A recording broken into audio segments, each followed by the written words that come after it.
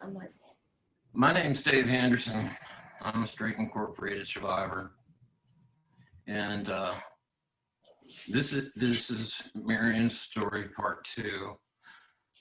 Part one essentially was an open apology written.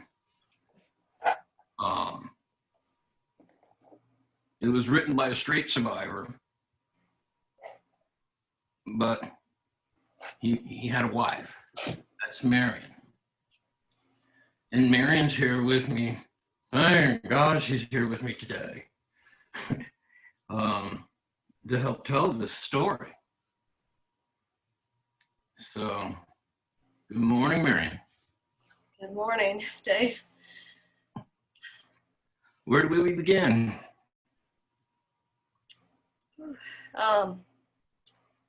So I will tell you that Rich was indeed a drug addict and an alcoholic. He really was. And his parents were teetotalers because the great-grandfather was the drunk. So they stayed away from it, and they were good Baptists. But Rich started... Southern Baptist? Rich, when Rich was 4, he had 2 older sisters, Nancy and Julie. And when he was around 4, a doctor gave him braces on his legs. And he got bullied and bullied and bullied about those lovely braces. When he was about 9, he's already entered kindergarten, 1st grade, 2nd grade. The doctor says he needs surgery. So then his parents went and got a second opinion. And that doctor said he never needed the braces. But the damage had been done, and he already had issues with bullying and anxiety, and he had to live with those kids all his life because they never moved. They stayed in the same home his whole life, and he grew up in school, kindergarten through 12th grade, with those same people. So he started drinking around 12 years old at church with one of his buddies. And he got to where he was selling pot, and he worked in a little eatery at a mall called Sparky's, and that was his nickname, was Sparky. And people would ask, who's Sparky? So he was dealing and selling pot, and somewhere in there he got kicked out of school. So his parents tried to get help, tried to get somebody. I think they might have seen one person first, and they suggested straight because it was the new and upcoming thing. And so he got put in. I'm not sure how old he was when he first got put in. I'm thinking somewhere around 16 or 17. He ran away. He got out and ran away and lived on the streets. He's from Washington, D.C., so he went to the Strait in Baltimore, the warehouse in Baltimore, across the GW. Y'all can hashtag across the GW for that movie. Yeah, that's powerful. He escaped to Vermont, and he lived on the streets in a lean-to on Lake Champlain. And he got in with the homeless crowd there, and he learned how to steal and go in the grocery stores and get meat and beer and whatever they could take out of the grocery stores, and they lived on the lake. And he might have had a couple of jobs here and there. I think he was a fry cook or something at a couple of restaurants. But, I don't know what drugs he did there, but he did.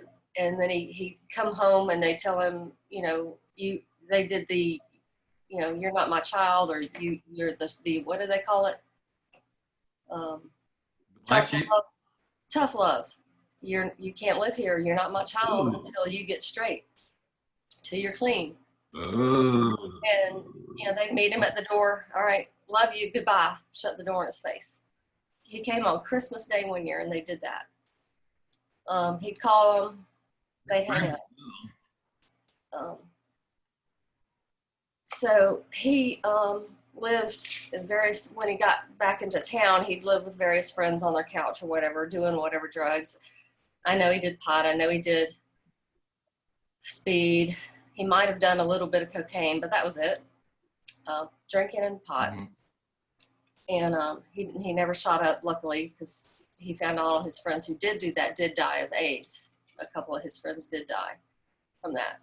One of his best friends, who his parents didn't tell him about that person dying. I think he was in straight at that moment when that friend died, and they wouldn't let him. He didn't tell him about his best friend dying. So once again, I think he tried to get clean. I think he ran away twice. Copped out is the term. Copped out twice. Again, Right. back in the streets, back to Vermont. And I'm also, the other thing I want to impress or explain to some people, especially those who've not heard these stories, for those of you who are telling your story, tell your story like you're telling it to someone who's never ever heard this, because you need to vocalize that. I thought about saying, well, you heard Dave say this. No, it doesn't matter. I have to tell it from my perspective and tell it, well, yeah, explain it all, because the more people who hear it and the people who haven't heard it, who know you and your story and get to hear it for the first time and wake up to the atrocities. So yeah, tell everything as if I appreciate you saying that. I appreciate you saying that, Marion, because a lot of us have been ringing that bell for a long, long time, and we have an opportunity like no other right now. So I appreciate that sincerely. And part of that healing is to tell your story and to tell everything about it. Don't leave anything out, whether it's been said before or not. So where was I? So they put him in again. He copped out twice, lived on the streets of Vermont the first time. Second time, I think he lived on the streets or in friends' houses in DC area.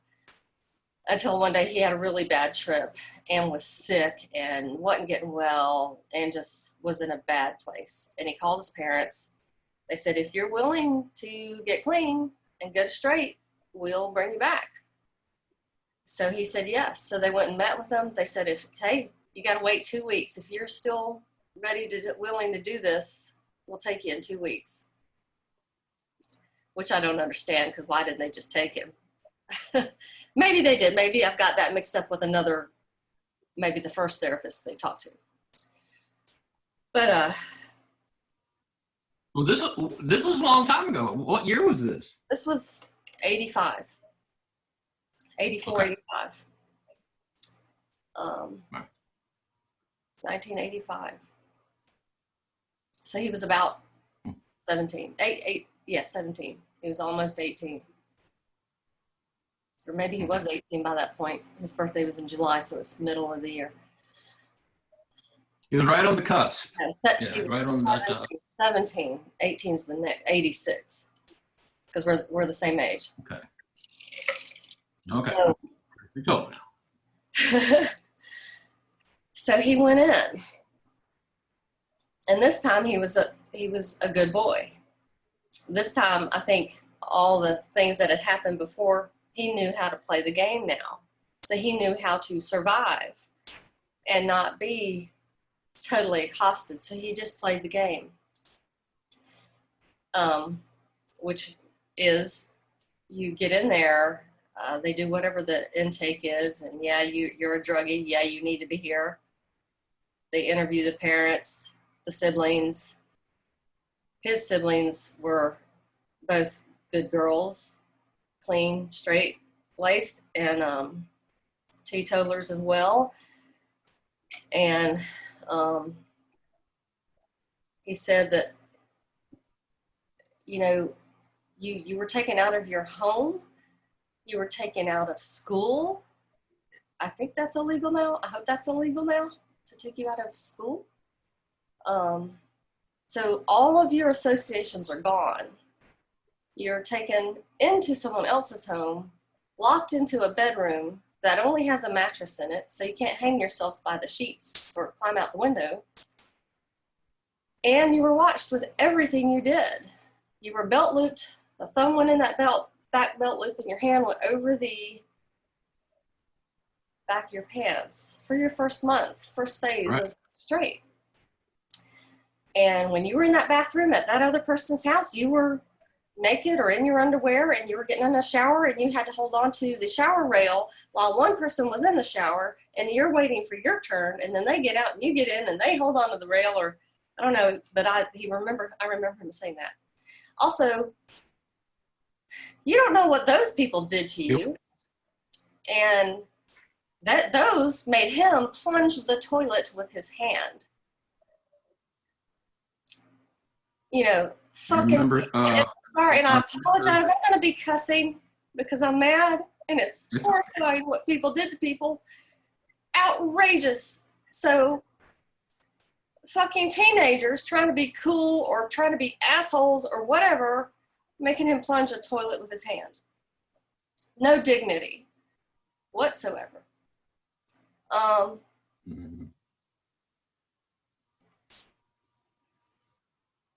He said, so whatever home you lived in, their kids had already been through a couple of phases, and then you're the newbie, so you're riding with them. Those parents have to get to work at 8 a.m. So you get up at 4 or 5 a.m.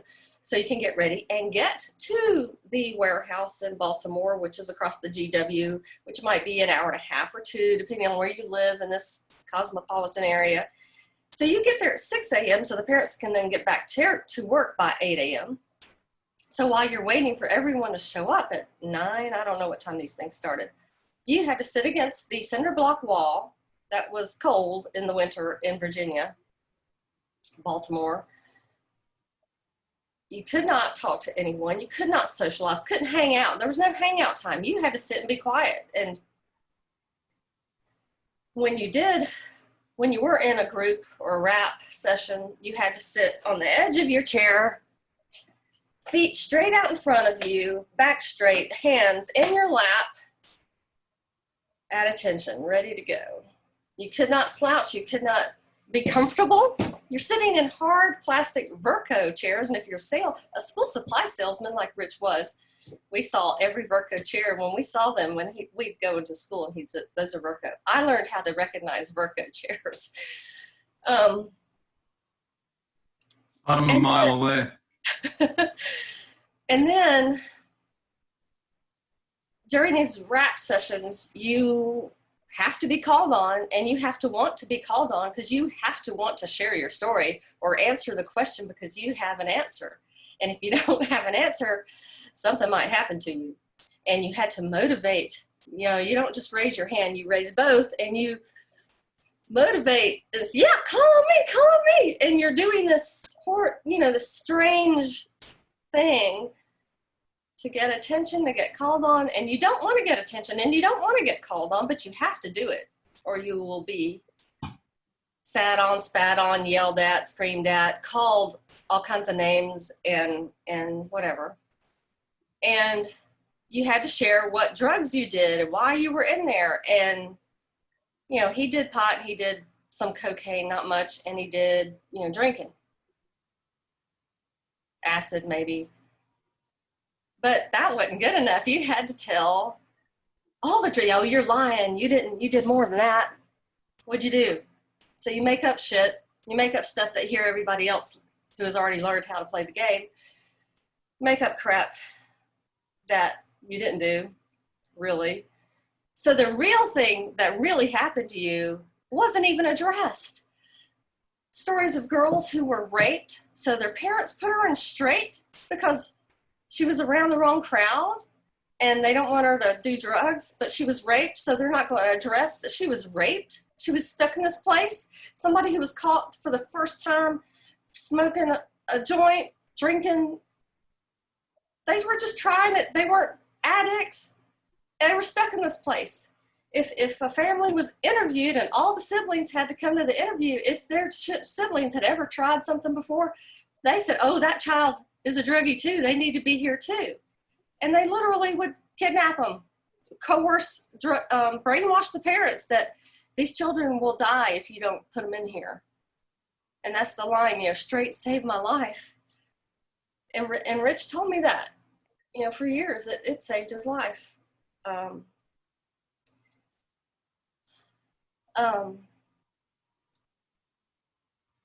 So in raps, Do you think, I'm sorry, do you think it saved his life? no. He would have eventually figured it out and gotten clean on his own, or in other methods that were healthy. I mean, He sounds like a pretty crappy fellow. he was wonderful. He was sweet and kind and considerate and gentle. He was talented. He could write. So, and you also during, you know, you had your day, 12 hours at this warehouse till maybe 7, 8, 9 o'clock at night when the parents finally got off work, were able to get dinner and whatnot, maybe for their family, then come get you and then drive you back at night in the dark. You're in the dark in the mornings and in the dark at night. You never see daylight. You're in a warehouse with fluorescent lighting the whole time. You don't see the sunlight. You get peanut butter diets. Peanut butter sandwiches. You don't eat real food. You get yelled at, screamed at. You get held belt looped by the pants until you earn your way into a new phase. When you get home to whoever's home you're going to, you have to write your inventory of what you learned that day. And you had to write something, and I don't know if it had to be a certain length of pages or not. So you had to stay awake until you finished writing whatever it was you learned that day. And then you had to have a shower. Then you had to go to bed on that mattress. I don't know what sheets or covering you might have had. If we had a mattress. Yeah. The raps were led by other teenagers or pre-adults who had already been through the sessions. They're not adults. They're not professionals leading groups. It was Lord of the Flies, people just going with the flow with what they felt. Oh, I don't like that person. Hey, you're demoted. You're going back to phase 1. For whatever reason, easy, Trivial things. Trivial shit.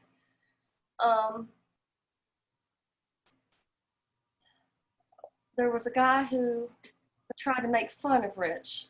Yeah, bring your guitar. You can play and lead some songs. Because in straight, you sang straight songs. You sang the songs that were popular songs out in the real world, but they've changed the words to be straight things. So when you got out, you realized, oh my God, they stole that from a real song. And then you, of course, hate that song. But so Rich brought his guitar, and Rich was a madrigal choir singer and could sing perfect pitch. And he could sing. And I don't know what the first song he sang. I know a few of the songs he sang, but the one that everyone loved and talks about was American Pie. And me and Jimmy is our 13-year-old. We have been listening to American Pie for like the last 2 weeks.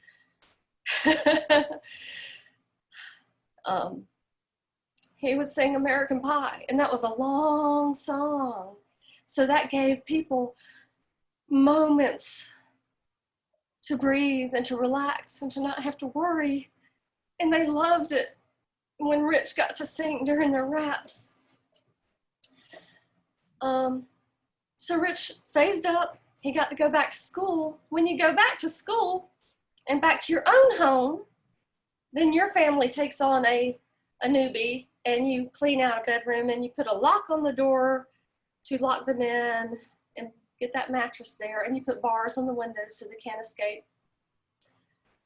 He got to go home. He got to go back to school. When you go back to school, you cannot associate with anyone you knew before. anyone. It doesn't matter if they were a druggie or not. If they were your friends from church or choir, you could not associate with them because they were your prior life of that bad person, evil person you were. And you couldn't talk to anyone.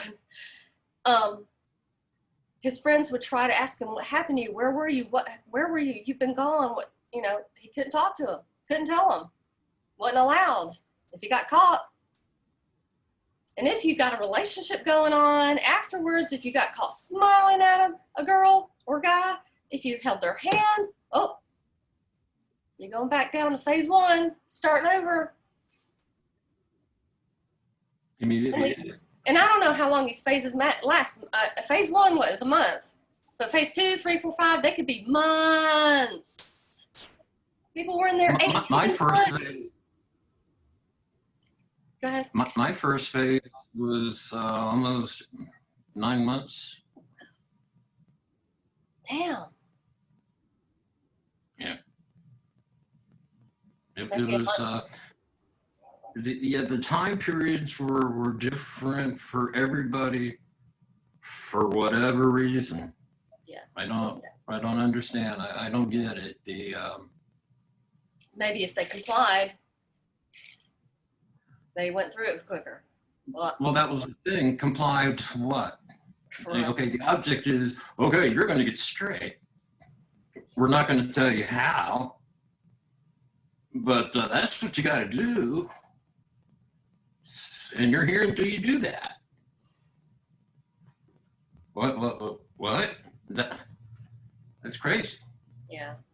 So maybe I have a month in my head because when he finally came back and stayed, he did it. Okay. He actually did I think 5 phases. Is that what it is? Yes, it was. He did the 5 phases when he came back the 3rd time in 5 months. Okay. Which apparently was very fast, which nobody did it that fast. No. Because you had all kind of issues you had to work through. I mean, I know one story of a woman who had a child and they took her child away. She didn't see her child for 2 years. Marion, the opposite side of that coin, I know at least a half a dozen girls that had forced abortions. So here you have a program that promotes, a woman going to term, having a child, taking the child away, and then forcing a woman to have an abortion at the same time. I don't know how that makes sense. Yeah, and that's the thing. I only know the male perspective. I haven't talked to much women. I know a few. We haven't talked about all these things. And I'm sure many of them were raped there too, or raped by the families they stayed with. Damn. Yeah, the women have a story, I'm sure, that will be more and more revealed. When Rich was interviewed if you're belt looped and followed to everywhere you go into the bathroom, and women have periods, I'm like, what the hell? Well, this is an interesting point. Rich was interviewed for the documentary, remember? Yeah. And I sat on at least 30, 40 of those interviews, and a good portion of them women. And they each kept saying, I didn't have my period for months at a time. Yeah, you're under so much stress. And like 2 months, 3 months, 6, 7, 8, 9 months at a time. So you have a whole group of women that have their menses, and there's no request for hygiene products. Wait, so there's no women in the crowd. There's not a doctor in the house. Nobody noticed that? That can only come from one thing, and I believe it's nothing but pure stress. Yeah. I'm sorry, I didn't mean to interrupt. No, that's all right. That's more information that people need to hear about.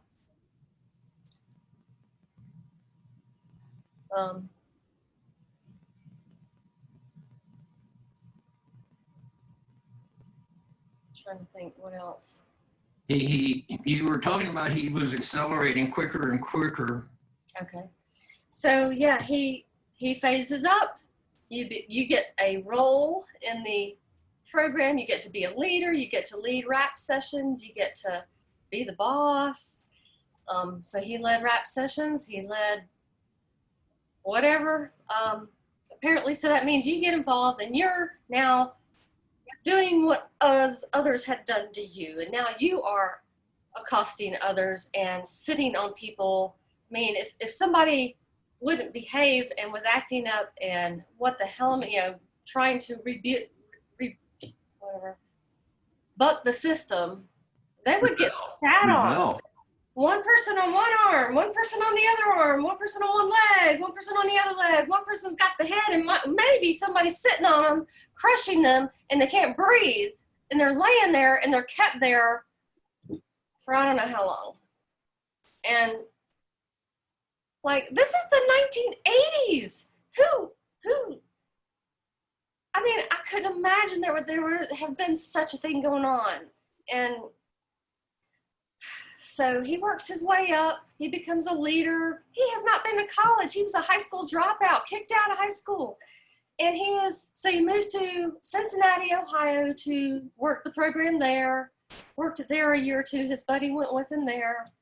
And then he decided, some friends, they ended up moving to Atlanta. So he worked at the one in Atlanta. And then he sees the pattern. He's doing intakes. He's admitting people who drank one beer, who smoked one pot, and he's telling them, we don't need to admit this person. They only drank one beer, or they only tried pot once. No, we have to admit them. They've got a problem. And he's like, no. And he's starting to see, no, it's all about money. And his supervisor in Atlanta said, okay, we'll take over. You get out of the room. And they admitted the person. He's telling them this person doesn't need to be admitted. I think that was Bird, was her name. Somebody can correct me. I don't recall. I can't. I'm sorry. I don't know. I'm sure I can come up with it. I'm sure somebody will come up with it. They know that name. Oh, yeah. You will remember. Yeah, they tried finding her. So he finally gets wise to all this crap. It's all about money. It's all about scamming these poor parents who are trying maybe to fix their kid, get help for them. Rich's parents were trying to help him. He did have an alcoholic problem. So he doesn't blame them. They were trying their best. He didn't even want them knowing all of this stuff. His dad died, I think, before he found out all of this, but I think his mom knows now. But so he finally got out of it. One of the kids who was in the straight Atlanta, Tara Holstein, her dad, Rich knew, and he hired him and got him out of there. And Rich moved to Athens.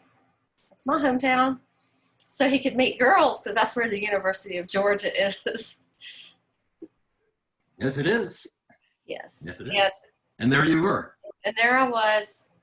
He worked for Mississippi School Supply Company and worked for them for a while and began leading worship at church in Athens. And I wound up at that church and saw him leading worship and started going to the Bible study. And I thought he was mature and wonderful, and sat next to him.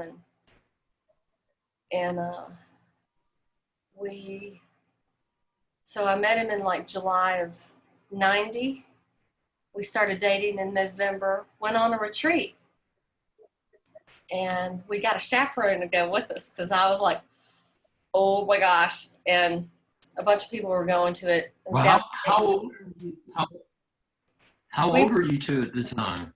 24.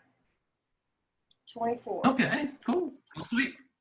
So Okay. we met in July, started dating in November. God told me, like that week, before going on that retreat, you're going to meet your husband. And I'm like, is it him? It's like, okay, just don't jump out of your skin. And that weekend sealed the deal. We started dating after that. And like November of, was it 1990. He proposed to me in April of 91, and we got married in September of 91. And after we were married, I knew something was wrong. I didn't know what. I thought it had to do with being an alcoholic. I had no knowledge of alcoholism, dependency, codependency, dysfunctional families. I didn't know any of that. I came from a great family. But he was having nightmares all the time. I'm like, that was just weird. I'm like, grown men don't have nightmares. What's going on? I didn't get it. I didn't understand. And I didn't know what was up with his behavior. I didn't know about anxiety. I just knew if I had things that I was doing, he would come, but he was not comfortable. And it worked for a while because he was making it work. But of course, with age and time, it's harder to push yourself through things that you just can't handle. And I think about when my first pregnancy, we had moved, we moved, here's part of what straight does to a person. We moved every year for the first 12 years of our marriage because he changed jobs every year. He was with Misco for a little while, but then he had ambition. It's like, yeah, that sounds great. But then I learned it was authority figures. Anytime he had a clash with a boss or something, it was time to change jobs, time to move. We were living in Pittsburgh, and 8 years, we've been married 8 years, and I got pregnant. It was my first pregnancy because every move, I'm like, okay, I'm not getting pregnant this year. I'm not getting pregnant this year. One year I was teaching, I was like, I'm not getting pregnant this year. So we're in Pittsburgh, and I got pregnant. And it's like, oh, yeah, I got the pregnancy test. He was at a Promise Keepers retreat that weekend. So I went and bought a cigar, got my pregnancy test. When we got home, I gave him a cigar, and I said, you're a daddy, and showed him the pregnancy test. And about 10 weeks along, I start bleeding, 4 in the morning, and the doctor says, well, just try to go back to sleep, wait till the morning to come in. And I actually was able to fall back asleep. He wasn't. And we went to about 7:30, 7 in the morning, we got up and went to the hospital, and it hurt because we lived in this old company store on a rails to trails old railroad track. It was a really cool place. And it was a gravel driveway. It was bumpy, and it's just like, oh, it hurt. We get to the hospital, Sure. and they hooked me up to an IV, and it's like, okay, they don't seem to be too concerned, at least about me. You know, things are good, but we don't know why I'm bleeding. And they said we have to wait for the morning staff to get here. We're going to do an ultrasound. So we finally get that going, and he's in the hall, down the hall waiting, and the nurse asked me if I was on fertility. I said no, and she says, well, you've got twins. And I'm like, what? We don't have twins in our family. And she's like, well, actually there's, and I'm thinking 4, you know, they come by twos. I have a biology degree, and I'm thinking things come by twos. And she said 3. And in that split second, I was relieved that there weren't 4. She says, you got 3 babies in here. I'm like, what? Wow. The Wow. The doctor came in and says, "Does Rich know yet?" We said, "No." He said, "Well, I'll go get him and you can tell him." So Rich came in and I said, "We need to get a baby name book because we've got 3 babies to name." He grabbed the counter. And that day, so, I'm on strict bed rest, but I don't really know what that means. So they're okay. The cornea or cornea corona, what's the word?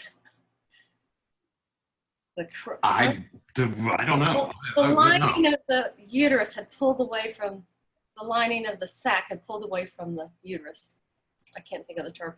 Okay. So we go home, I'm on bed rest, we call my parents, we call people. His old boss from Misco, from Georgia, calls and says, "Hey, we want you back in Georgia." We're like, "Okay, yeah," because now we need grandparents to help with babies. So we move home, and that was somewhere around September or August. I think we found out in like July. And in December, I can't feel the babies anymore. And every Monday I would go to the doctor and they'd give me a injection of betamethasone to mature their lungs. And we would see the babies every week on ultrasound. And I wanted to see the babies. We weren't going to see them that week. And I had this thought, I want to see them. And I didn't follow through on it. And I got my injection, went home. The next day, let's see, I'm sick. And I think it's strep, maybe. We did a strep test, yeah. But I'm waiting for them to give me the results. And Wednesday, I'm like, yeah, I am not feeling them. And I called the doctor. He says, "Okay, come in Friday for an ultrasound." And I came in, and the first thing he always did was find the heartbeats. It's like, okay, 2 are dead. 1 might be alive. But the screen looked very surreal. It didn't look colorful. It looked very amber, black and amber, just gray, and my mom was there and Rich was there. So it was like not getting to tell them because they were there. They were part of that. And like I say, you got to tell your story. So you got to tell it to somebody if you can't tell it to somebody who already knows it. So we go home and we're going to have a C-section the next morning. And we call his best friend and my best friend, and they both fly here my friend was in Florida. His best friend went to Atlanta, picked her up at the airport, and brought her to us. And went to the hospital next morning. They're ready for 1 baby, if it's alive, and all 3 are dead. And so we named them Bethany, Susan, and Danielle. And that's their real look at that. Real life footprints. They were 1 pound, 1 pound 10, 1 pound 11, and 1 pound 5. And they were identical. They all shared 1 placenta, and they had velamentous cord insertion, which means their cords were like, each had a pie wedge of the placenta, and the cords were on the outer edges and not in the middle. He said it's like trying to put 3 plugs in 1 socket. It just, not good. So. I'm so sorry. Yeah, thank you. They'd be 22 now. Woo! Yeah, yeah, I'm old. That would have been a handful. Rich tried to take care of me for the next 6 months as best as he could. I was a wreck. I cried every time he left the house. It was hard. I screamed and yelled at God a lot. And I bet you did. And my brother and sister-in-law were pregnant at the same time, and they had their baby. And the first time she was scared to let me hold the baby. I don't know if she realized but the first time I got to hold her Yeah. baby, I looked at the baby. I'm like, this isn't my baby. And then I was okay. And every time I saw a pregnant woman, I wanted to say, how many are you having? It's like, oh, that's not normal. Most people have one. But it was extremely stressful and rich to see me going through this. And once I was doing better, and I think I got a job 8 months later, and finally started getting some help, went to a grief group, and that was really good. We also went to a lady who, a therapist who gave me a book called The Grief Recovery Handbook, which is what I do now. So thanks to my girls, I am now advanced grief recovery specialist. Wow, that's very. Yeah. So once I was fine, then Rich collapsed. He had a panic attack, and that panic attack was like a heart attack. We thought he was having a heart attack, and we went to the hospital, and they did everything, and they're like, this is a panic attack. They're like, wow. He also started having cluster headaches that year, which I forget what that means, but he had these headaches, and those finally went away. Then 2 years later, I get pregnant with our son, Paul. And I knew the third day I was pregnant. And Rich made me eggs every morning because I was ravenous. For 2 weeks, he made eggs for me. And somewhere in there, we one of the companies he moved to was down at the coast, and he could work with the military accounts for this company, KI. And so we moved down to my parents' house at the coast, and it was right between Savannah and Brunswick St. Simons, an hour between the two, hour that way, hour this way. Right, and yeah, so I'm pregnant. I had our son. We moved. I guess he was almost a year, 9 months maybe when we were down there. Can't remember. No, he was young. He was a baby. It was 9 months when he was a baby. It was 9 months when we left there. So we're down there in the middle of nowhere. Rich wants to go to church in Savannah. I'm like, I'm not driving an hour to go find play dates. I don't want to go to church an hour away, And we were just isolated, or I was. We had left the best job I ever had, my home, my family. We're living in their house at the coast, but they aren't there. My grandfather just died. He was 90. And my son was just born. I have severe postpartum depression, and I can't nurse. He couldn't nurse. His jaw was like in my pelvic bone, and it didn't develop on one side, and he couldn't get a good latch. And I'm pumping, and I'm like, I'm not a cow. I don't want to pump, but of course I want to give my baby my milk. That's what it's there for, right? And I couldn't get, get an ounce. I'm just like, okay. And I tried doing this for 5 months, putting myself through hell, and going through this severe postpartum depression. Both of us finally realized we both need to be on some medication. We both need some antidepressants. And so we both get on antidepressants. And it's like, wow. This is the first time since straight that Rich got on some meds. When Paul was born, so he's our first live baby, Rich was in the hospital just holding him and just kind of just freaked out. It's like, what is going on? I'm like, why?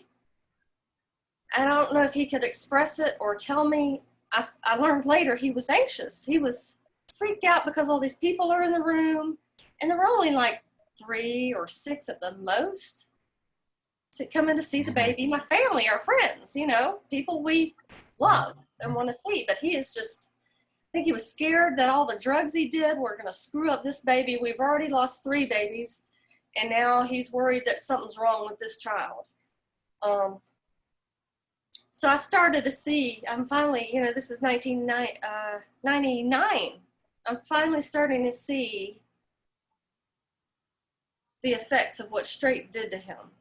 I don't know what it is yet. I don't know. So I had started researching. Is it still live?